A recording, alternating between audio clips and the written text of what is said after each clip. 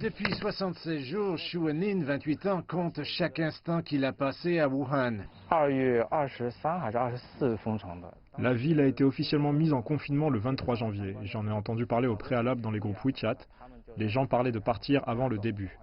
Parce que je travaille à Shenzhen, qui est très loin, je ne pouvais pas partir immédiatement et je ne m'attendais pas à ce que les mesures de confinement durent aussi longtemps. La vie de Xu Wenlin au cours des 2 derniers mois et demi a peu changé.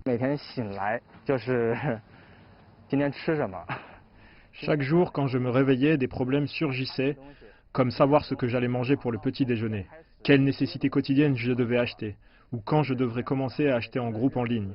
La vie tournait en rond, la vaisselle, le ménage et la télé tous les jours.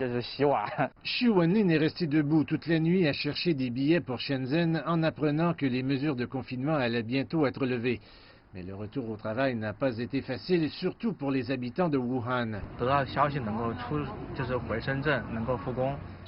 J'étais enthousiaste quand j'ai entendu que nous pouvions quitter Wuhan le 8 avril parce que je pouvais enfin retourner au travail. Mais on m'a dit aujourd'hui que je devrais passer un test d'acide nucléique avant de partir. Mais je n'ai pas le temps pour le test, car il faut plusieurs jours pour obtenir le résultat. Xu Wenlin s'est tourné vers le centre de services communautaires pour demander de l'aide, mais il n'a reçu aucune réponse.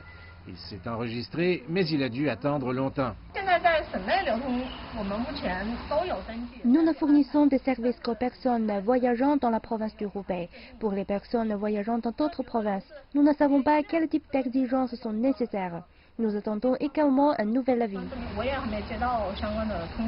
Xu Wenlin craint que s'il ne peut pas quitter Wuhan et retourner au travail le plus tôt possible, il puisse perdre son emploi. Je crains que ceux d'entre nous qui doivent retourner au travail en dehors de Wuhan soient confrontés à de graves difficultés. Et je dois sérieusement réfléchir à la manière de survivre quand et si je suis sans travail.